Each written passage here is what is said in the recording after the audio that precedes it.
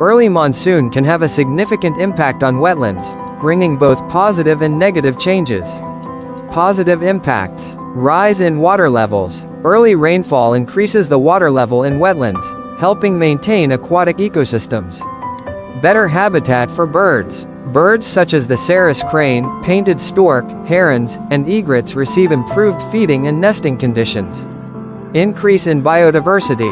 Frogs, fish, insects, and microorganisms become more active with the arrival of rainwater.